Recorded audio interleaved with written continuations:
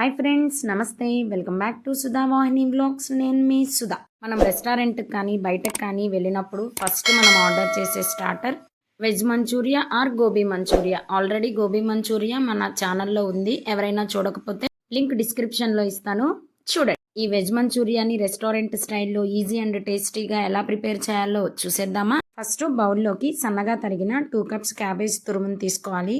Cabbage తురుము వీడియోలో చూపిస్తున్నంత సన్నగా తురుముకోవాలి. అందులోకి సన్నగా తరిగిన 1 కప్ క్యారెట్ తురుము, 1 కప్ బీన్స్ తురుము, 1/2 కప్ క్యాప్సికమ్ ముక్కలు, కొన్ని స్ప్రింగ్ ఆనియన్స్, 1 టేబుల్ స్పూన్ అల్లం వెల్లుల్లి పేస్ట్, సరిపడా సాల్ట్, 1/2 టీ స్పూన్ మిరియాల పౌడర్, 3 స్పూన్స్ మైదా, 3 స్పూన్స్ కార్న్ఫ్లోర్. మైదా ఎంత తీసుకుంటామో కార్న్ఫ్లోర్ కూడా అంతే తీసుకోవాలి. వీటన్నిటిని వాటర్ లేకుండా కలుపుకోవాలి. పిండి ఏదన్నా లూజ్గా అనిపిస్తే కొంచెం కార్న్ఫ్లోర్ మైదా వేసుకొని చేతికి ఉండ వచ్చే విధంగా పిండిని కలుపుకొని పక్కన పెట్టుకోవాలి. ఇలా కలుపుకున్న పిండిని చేతికి ఆయిల్ రాసుకొని చిన్న చిన్న ఉండలుగా చేసుకొని పక్కన పెట్టుకోవాలి. ఇప్పుడు డీప్ ఫ్రైకి ఆయిల్ పెట్టుకొని ఆయిల్ హీట్ అయిన తర్వాత ముందుగా మనం చేసి పెట్టుకున్న గోబీ రౌండ్స్ని ఆయిల్లో వేసి డీప్ ఫ్రై చేసుకోవాలి. డీప్ ఫ్రై చేసుకునేటప్పుడు స్టవ్ సిమ్లోనే ఉంచుకొని డీప్ ఫ్రై చేసుకోవాలి.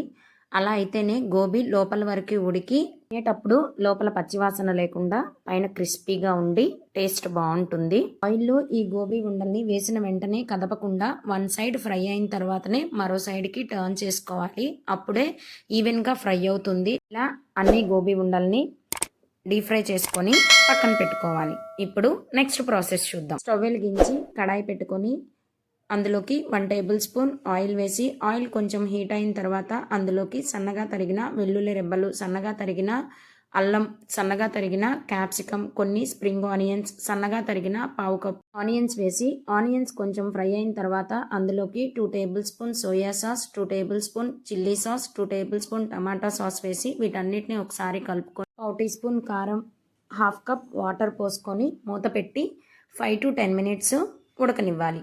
ఈలోపు వేరొక బౌల్లోకి 2 టేబుల్ స్పూన్ కార్న్ఫ్లోర్ తీసుకొని అందులోకి కొన్ని వాటర్ పోసుకొని స్లర్రీ లాగా ప్రిపేర్ చేసుకోవాలి. 10 మినిట్స్ తర్వాత ఈ కార్న్ఫ్లోర్ కలిపిన వాటర్ని కడాయిలో వేసి ఉండలు కట్టకుండా కలుపుతూ ఉండాలి.